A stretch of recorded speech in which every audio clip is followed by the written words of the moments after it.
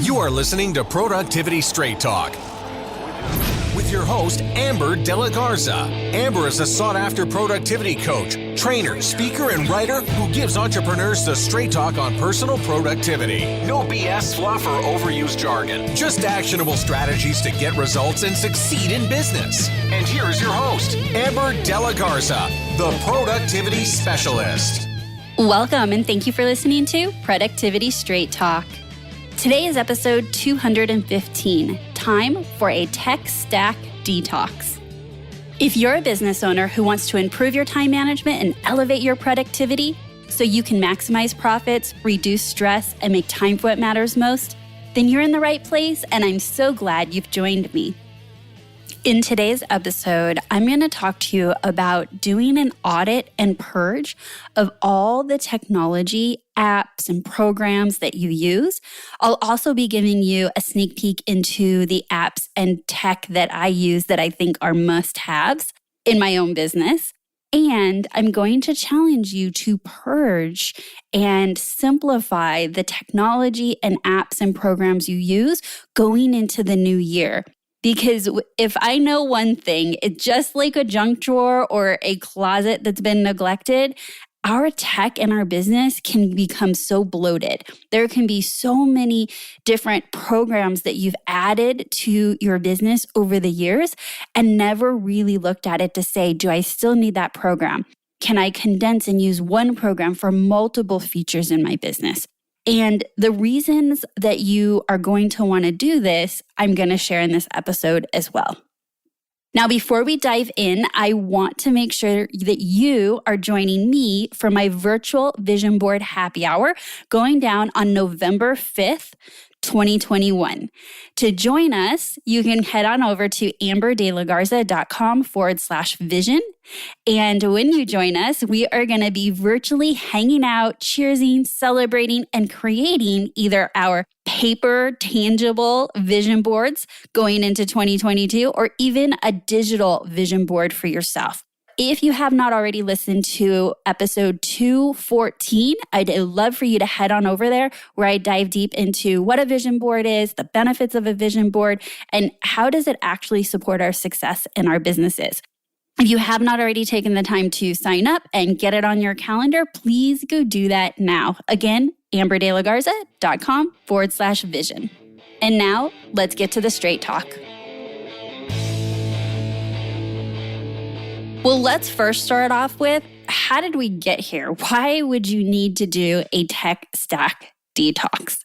Well, the timing's just about right. This episode is going to go live literally the day after Halloween, but I call it Frankensteining your tech. And this happens over time where you add a technology app program into your business because it's promising to do something, create efficiency, have a certain feature, make your life easier, right? That's how you get sold on all these programs.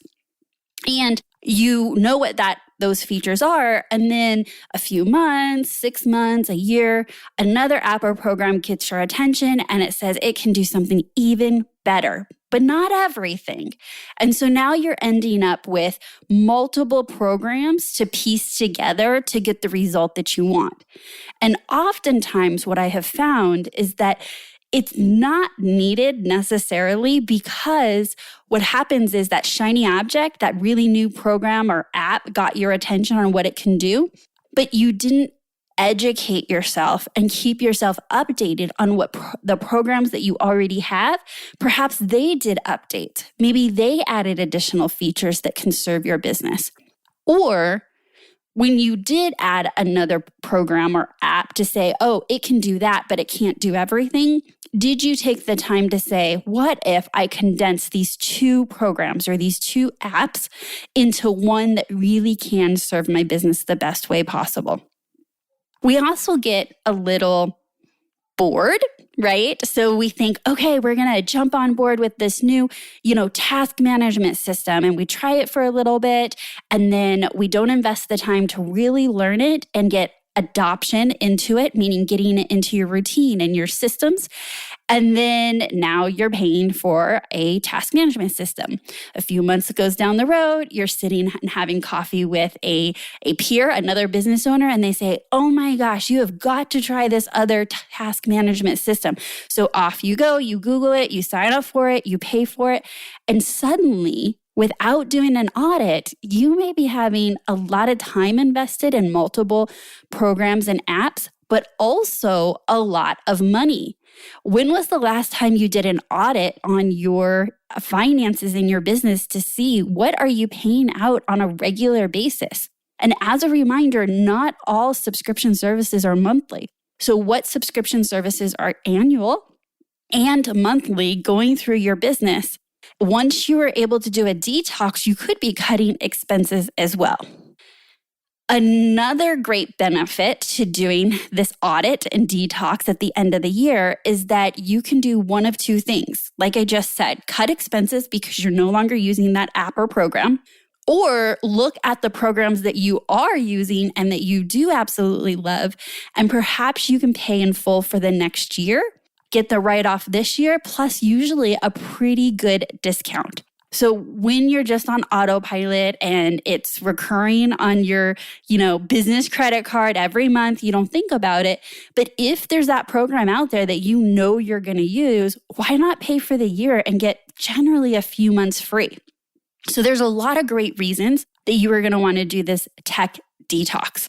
Another great reason is because I'm going to teach you a simple system that shouldn't take you very much time at all, but will set you up for success for your next hire. Think back to the last person you hired in your business and the thought of having to tell them about all the programs and apps you use. What are they used for? Where are they at? How do they get a login? This in itself is usually a big time waster and a barrier, meaning a challenge in training and getting somebody up and going quickly within your business. This simple detox is going to literally save you time and money. So let's dive in. This is going to be incredibly simple and something that you can absolutely get done before the end of the year. What I'd love for you to do is open up a Google Sheet or an Excel sheet and then access your finances. For me, it would be QuickBooks because I have all of my expenses going into QuickBooks and they are identified as subscription services to run my business. Or if you're not quite organized in QuickBooks or other financial software, you can also go to your bank statement or your credit card statements. And I want you to first start off with looking for all the recurring payments that go out. What you're going to do is take the recurring payments that you find in your finances or on your credit card or your bank account, and I put them on this Excel sheet report.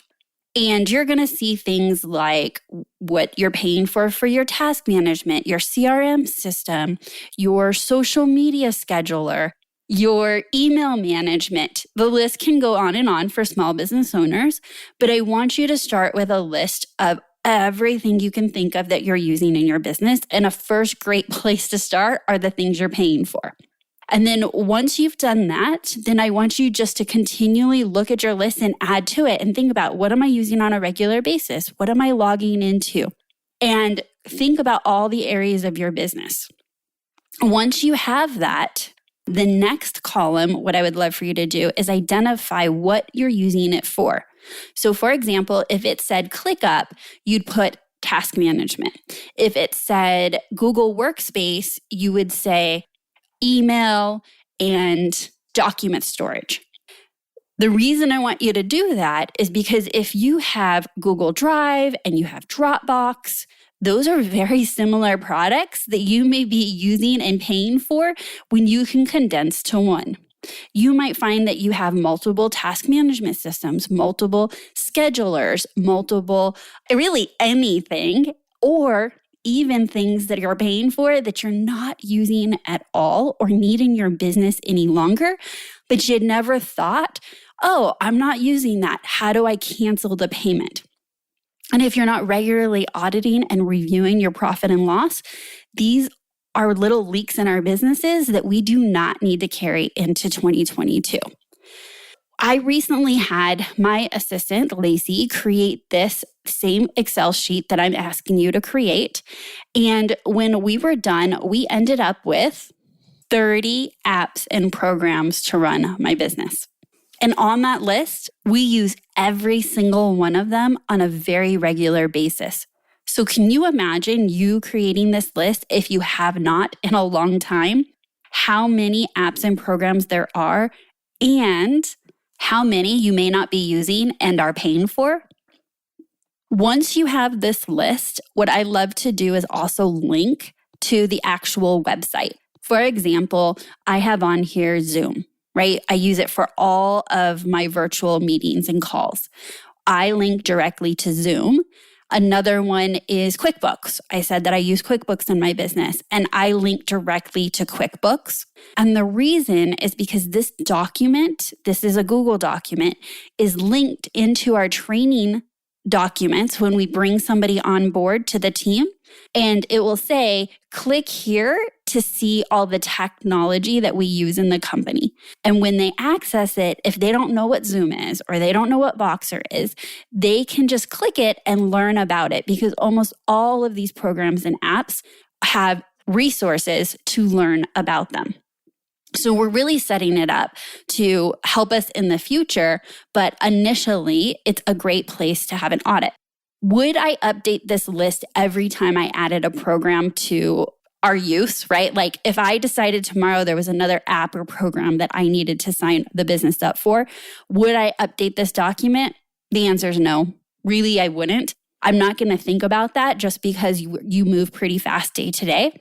But how I keep this updated or how I plan to keep this document updated is that it's a recurring task to say review and update on a quarterly basis. Or you can say even review and update every 6 months. So twice a year may be enough for you. That's enough to be as accurate as you need it to be useful. And we always want to have that maintenance plan. So while this was a little bit of a project, and it's a little bit of a project that I'm asking you to create this document that lists all of the apps and programs and technology you use, that's good. And it's going to give you a benefit initially. But if you don't have a way in which you're going to keep it updated that's super simple, it's going to get outdated and not useful within 6 months to a year. Make sure you get this as a recurring task on your to-do list or someone on your team's to-do list at least every 6 months, if not each quarter, just to review it and make sure it's updated. Back to the list. Now that you have a fully updated list of all the things that you know you use, that your team has looked at and they said, oh, I use this program or I use this app, I want you to look at it and actually make decisions. Do we love it? Are we using it regularly? Is it worth buying a year's subscription if it's on a subscription basis? Are there any apps or programs that you no longer need to have part of your tech stack? So that's it. That is the simple strategy that I would love for you to do is to create an entire list of all of the apps and programs you use. Do an audit and ask yourself, do we love it? Are we using it? Do we want to still use it? And if the answer is no, then you can close the accounts. If the answer is yes, then perhaps you want to pay in full for the year. Then the list can play double duty by linking out to the original website for each of the apps and programs so that now you can use this as part of your onboarding and directing people to resources to get the training and support they need to learn about these apps and programs.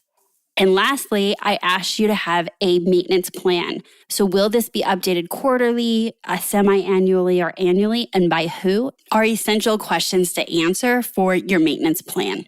Next, I'm going to share with you some of the tech must-haves in my business. But before I do, I want to share one of them and then challenge you if you want to take this one step further, is that one of the apps and programs that we use is called LastPass.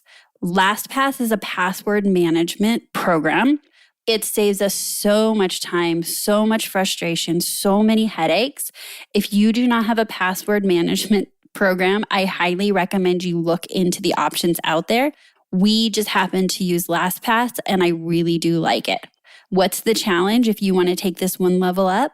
Is that if you use a password manager already, make sure that everything on your tech stack list is set up with a login and password inside your password manager for you, and that it's shareable to those on the team.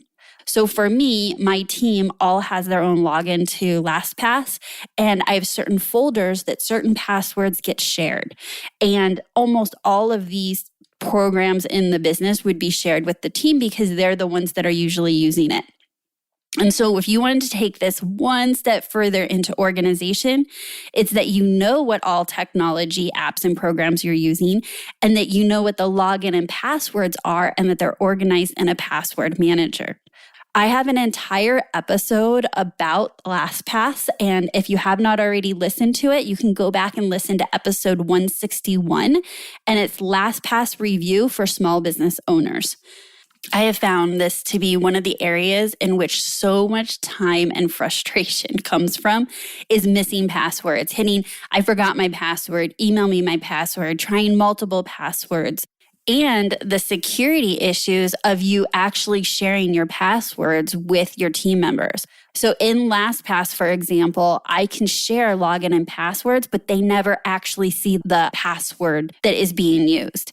And if someone leaves my business or I let them go, I can lock them out in one single flip of the switch inside the program. Literally, I click one button. And I want you to think about the last time you had to let somebody go in your business, how much time was wasted changing passwords, making sure they were locked out. And I'm going to tell you that if you're using a password manager and sharing with your team that way, you will never have to worry about that again. Okay, onward from LastPass and password managers. Because I know you're curious, let's talk about some of the must-have technology apps and programs I use in my business. Now, I'm going to go through these now in this episode, but you can also go take a look at them and find out more about each of the programs at amberdelagarza.com/toolbox. It's over there that I share all my must-have apps and programs. Let's dive in and start right at the top. The first one up is Audible. I think Audible is a great program to use. I use it to continually educate myself and listen to audiobooks. And so because most of my library is absolutely business books, Audible is definitely top of the list. Next, I use Canva. Canva is what we use for all of our visual graphic design. Next up is ClickUp. All right, you want to know what task management system I highly recommend. I think that with any business, especially any business that has more than one person, ClickUp is a great option. It will grow with you. There are tons of features. My team and I have used this for years as the business has grown, meaning ClickUp. Business has grown as well as our business has grown. And I'm very, very happy with ClickUp as our task management, project management system. If you're interested in finding out more about ClickUp, I have a blog post on my website called ClickUp for Small Businesses with link outs to all of the best features, what are my pros, what are the cons, a real deep dive into ClickUp, as well as a podcast episode 171, ClickUp for Small Businesses. And then I also interviewed the CEO of ClickUp way back in episode 128. If you are entertaining the idea of a new task management system and want to do some deep dive research, I would definitely utilize those resources. I also use a program called Coach Accountable. Coach Accountable, I use on the back end of my business for all of my private coaching clients. And it's used for scheduling, it's used for note-taking, it's used for them doing their check-ins, documenting what takeaways they had from coaching sessions. So it's an all-in-one program to help hold my clients accountable. Next up is, we used to use Dropbox. I only moved from Dropbox to Google Drive this year, and I also recommend Google Drive. So one or the other, not both. But next up is Dropbox. It's a totally viable option for having all of your documents in the cloud and backed up. Focus at Will. Focus at Will is a productivity app that gives you, I want to say music, but also sounds that helps you focus. And we actually have an entire episode where I interviewed the CEO and founder of Focus at Will. And so if you're interested in creating an environment that helps you focus, I would check out Focus at Will. Next up is Google Workspaces. So we made the decision at the end of 2020 that we were going to migrate and move the entire business to Google Workspace. I say the entire business with the exception of Gmail. I hate Gmail. I will never use Gmail. So I still use Outlook. My team uses Outlook for email, but we use Google Drive, Google Documents, and we are really, really happy with that. Another app that I highly recommend is Habit Bowl. Habit Bowl is an app on your phone that you can track your habits on a regular basis. And it's based off of the psychology of not wanting to break the chain. So it's incredibly visual. You see these green little circles. And sometimes, even if you don't want to do the thing, just thinking about having that red dot and not connecting the chain will make you do that little habit that you're trying to reinforce. So if you are looking for an app to support you in creating habits, Habit Bowl, B-U-L-L, is a great option. Next up is HelloSign. We use this for all of our digital signatures. So any contracts with clients, any contracts with speaking engagements, all of that goes through HelloSign. And then the next one is LastPass. I already previewed that for you. I think you should definitely take a look at LastPass, but at the very least, find a password manager program or app that you can use in your business that you're super comfortable with. Next is Later, Later. That's what we use to schedule our social media on Instagram and Facebook and LinkedIn. Next is Libsyn. This is where we host Productivity Straight Talk. Loom, Loom. I love Loom for giving feedback to my private coaching clients. So they would send me something or ask me a question or have me review a document, and I can screen record as well as record my face to give feedback. I also used to use it with our team, but I don't need to do that any longer because inside ClickUp, they actually have a screen recorder, video recorder. So in ClickUp, regarding any tasks or projects, we use ClickUp for that. And I only use Loom for external feedback to clients right now. And then next is Ontraport. Ontraport is a huge monster of a program that runs my entire back end of my business with regards to automation, emails, campaigns, you name it, Ontraport does it. It works well for my business, but the thought of a new client getting into Ontraport, I would never recommend. So if that is something you're looking to do, I would seriously do your homework on what program would best suit your business. So I say that with all caveat of that I know that it is a great solution for my business, but I don't want you to think it's a great solution for everyone's business. Next up, Outlook. So I said before, we use Outlook for our email. Then QuickBooks. QuickBooks Online specifically has been a game changer. Many moons ago, I've used Outlook Desktop and I drug my feet to go to QuickBooks Online. And once I did that, it was a game changer. If you do not have a way to organize your finances, QuickBooks is one of the number one programs out there. There are others as well. Do your homework, but I believe QuickBooks can do just about everything you need it to do. And in the industry with your bookkeepers and accountants, QuickBooks is the program that the most majority know how to use and support you with. Next is Rocketbook. Now this falls under, an app because while it is a notebook, it takes your physically written notes inside this notebook and you can take your phone and scan them and digitize them, PDF them, save them to specific folders. This is a really, really cool notebook that I actually give as gifts all the time because it's like this little known book that nobody knows about. And when you get it, you're like, how did I live my life without this this notebook. So if you're interested, you can go to amberdelagarza.com/toolbox to learn more about the Rocketbook. Next, we use Schedule Once. Schedule Once is my scheduler that we use to send links out to give people access to my calendar to book with me. So think when someone wants to book a discovery call, someone wants to book a podcast interview, someone would like to really get on my calendar for just about anything. I'm trying to think of a way that somebody would get on my calendar. The only thing we don't use Schedule Once for is my clients. All of that is booked out far in advance, so that does not go through Schedule Once. But if there's anyone else in the world that wants to schedule on my calendar, we generally send them a link to say, hey, click here to find a time that works best with your schedule. Looking forward to meeting with you.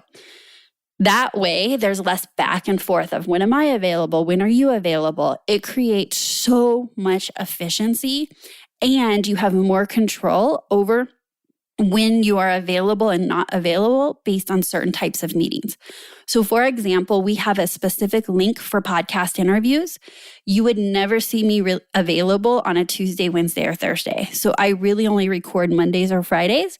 So when they use the link, it's only showing what availability I have on Mondays and Fridays, which allows me to continue to have theme days and batch and just have so much more control over my schedule.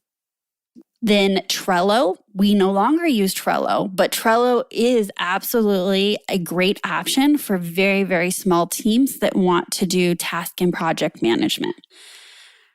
I also recommend Voxer to communicate. I have a love affair with Voxer. Voxer is essentially an adult walkie-talkie. And so all of my friends, my business friends, my team are on Voxer, and that's how I communicate often all day long with people. And then if you wanted to know how we do those little audiograms each Monday on the podcast, we use a program called Wave. And Wave gives us the ability to create marketing pieces using the audio from the podcast. And then we're going to round it out with Zoom. So I use Zoom for I use it for every single meeting that I have, whether that's in Leverage Lab for my group programs, my one-on-one private clients, or if it's just a meeting with somebody out in the world to talk about anything, I use it for a video call and conferencing. I'm very, very happy with Zoom, and I'm really happy that when everyone jumped onto Zoom, it didn't break Zoom. And so we are still using Zoom, super happy with the ease of it, the dependability of it, and how easy it is for the users that don't always get on virtual meetings. They can learn it quite easily. And I think that's important because whether you're comfortable with Zoom or not, when you're asking somebody to jump on Zoom, you want to make that a super easy experience for them too, even though they're not accustomed to maybe using an online video chatting program. And that is a wrap on my toolbox. You can find out more and get special discounts and links to everything that I've shared in this episode by heading on over to amberdelagarza.com/toolbox. As I close out today's episode, I want to do a recap on what I'm asking you to do. I'm asking you to do a tech stack detox. All it's going to take is for you to get yourself an Excel sheet or a Google sheet. Go find all the apps and programs you use. One hack to that is to look at your finances and see what you're paying out. Start there and then add to it. Once you have a full list, look at it objectively and say, what do I want to continue using? What do I not want to use? Is there any opportunity to let something go? Because it's just extra, it's bloat, it's more for me to have to learn and keep up on and updates, right? Some of that can contribute to our overwhelm. And then also look at opportunities where you can pay in full for the year to save money going into 2022. The goal here is to create a document that as you're onboarding someone new in the company, you literally can send it to them and say, hey, this is all the programs we use. If there's any you're not familiar with, please go do some research and learn it. And then you're also going to use this list as a jumping off point to make sure that you have accurate and updated login and passwords that you can share with your team so that everyone has access to the tech that you are using in your business. My challenge to you is to do a tech stack detox. And while I shared my toolbox with you, I did so only if it truly will help you solve a gap in your tech stack. I don't want you to go spend a whole bunch of time researching and also saying, oh, she uses it, it must be better for me. Chances are you may have something that works, you just haven't invested the time to truly learn it. And I would encourage you to do so. Maybe there's a program or an app that you've had for a couple years, you stop reading the updates, you're not doing any additional training on features. And that's one of the biggest ways that you can end up with bloat, meaning so much in your tech stack. So first and foremost, the challenge here was for you to do an audit. And once you've done that, if there is a gap, then go to my toolbox and see what I use and do some research there. This can be that temptation for shiny object. What's out there? What's somebody else using? And I just want to bring that to you right now directly to say that is not the point of today's episode. Today's episode was meant for you to actually cut the fat, trim back, detox, purge, and then if there's gaps, you fill them in with recommendations from my toolbox. I have loved having you listen to this episode of Productivity Straight Talk. No change. Without taking action, nothing will change for you or your business. So, are you willing to take on this challenge? You have about 2 months to get this done if you really, really wanted to before the beginning of the year. And I challenge you to just set some time aside. And I say just set time aside, i.e., schedule the time on your calendar to get this started, to tee it off for someone else on your team or for you to actually do it. Let's see how much time you can save and how much money you can save going into 2022. And then one last thing, I want to make sure that you're joining me for my Vision Board Happy Hour on November 5th from 4 to 6 Pacific. You can join us for free by heading on over to amberdelagarza.com/vision. I cannot wait to see you there. So that's my straight talk for today. Until next time, have a productive week.